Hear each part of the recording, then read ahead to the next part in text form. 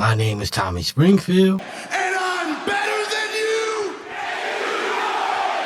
And I'm here to bring you the facts. About time you pencil dick showed up. Nothing but the facts. I can't lie! That's not true. That's a lie. No! You are a liar! No, I'm not! He's lying! You lie! Liar! How you twist them, how you stack them to fit your narrative, that's on you.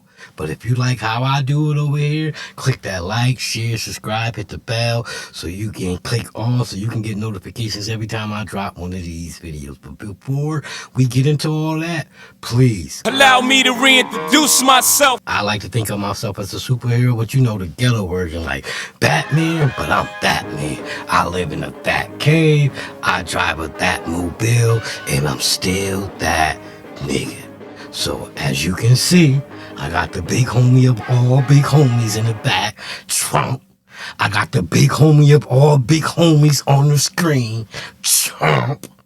And I'm your local big homie, Tommy Springfield. But, you know, today's video is about Trump's plans for education. And I know people gonna have something to say, but I've been saying this for many years. We're the United States and we're like last in education in the world. But let's see what Trump got to say about that. The United States spends more money on education than any other country in the world, and yet we get the worst outcomes. We're at the bottom of every list. In total, American society pours more than $1 trillion a year into public education systems. But instead of being at the top of the list, we are literally right smack, guess what? At the bottom. At the bottom. That's what I'm saying. Everybody walking around here like they educated, especially black people. Oh, I'm educated. I'm better than you. So why are we ranked like last in the world? Because we dumb. We think we a society of people that think we know everything, but know nothing at all. Rather than indoctrinating young people with inappropriate racial, sexual, and political material, which is what we're doing now, our schools must be totally refocused to prepare our children to succeed in the world of work and in life and the world of keeping our country strong so they can grow up to be happy, prosperous, and independent citizens. We owe our children great schools that lead to great jobs and leads to an even greater country that we're living in right now. Right now, we're living in a failing nation because of Joe Biden and these people running it. They're Marxists, they're communists. What they're doing to our country is incredible, but we'll take care of that for our children. What they doing to our country is terrible, but the big homie gonna fix it.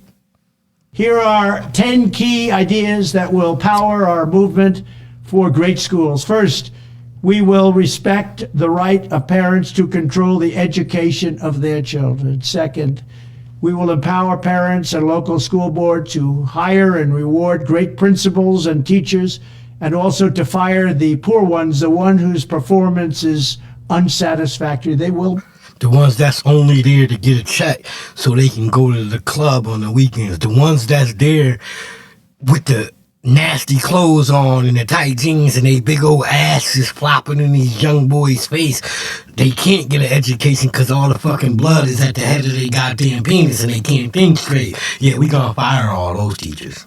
Fired. Like on The Apprentice, you're fired. You're fired. Third, we will ensure our classrooms are focused not on political indoctrination, but on teaching the knowledge and skills needed to succeed. Reading, writing, math, science, arithmetic, and other truly useful subjects. Fourth, we will teach students to love their country, not to hate their country like they're taught right now. Fifth, we will support bringing back prayer to our schools. Sixth, we will achieve schools that are safe, secure, and drug-free. I mean, you know, the one about prayer, I get it, because there's different people of different races and all that in different religions, so we know we might have to talk to Trump about that one. But other than that, he on point. With immediate expulsion for any student who harms a teacher or another student. Seventh, we will... Right. No second chances, no playing games. If you come in here to put your hands on other people, you immediately out. No second chances, no third chances, no fourth chances. Nothing wrong with nothing he said so far. Will give all parents the right to choose another school for their children if they want. That's important because right now in my city that I know, Springfield, Massachusetts, you can't pick what school your kid go to. They tell you what school your kid gonna go to, and basically that's that. Period. End of story. Shouldn't be that way. School choice. Eighth, we will ensure students have access to project-based learning experiences inside the classroom to help train them for meaningful work outside the classroom. Ninth, we will strive to give all students access to internships and work experiences that can set them on a path to their first job. They're going to be very, very successful. I want them to be more successful than Trump. Let them go out and be more successful. I will be the happiest person in the world. He want them to be better than him. Ain't that something? He want them to be more successful than Trump.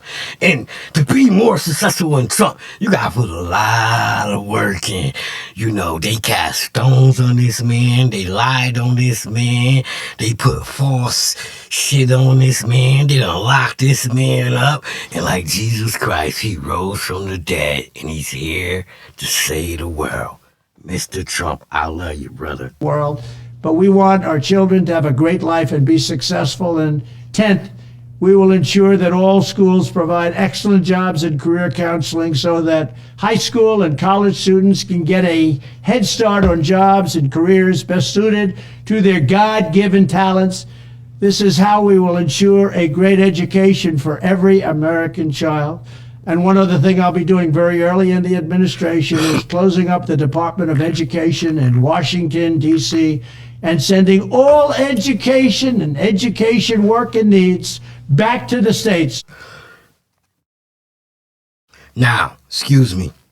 Why is that so important? Everybody gonna be like, what? He's closing down the Department of Education? Yes, because it's not needed in Washington goddamn C. Like he said, he's sending everything back to the state. And I told a dummy this a couple weeks ago, a dumb motherfucker that got mad at me because I support Trump. Ain't you tired of fucking losing? Ain't you tired of being a nobody? Ain't you tired of being a fucking bum?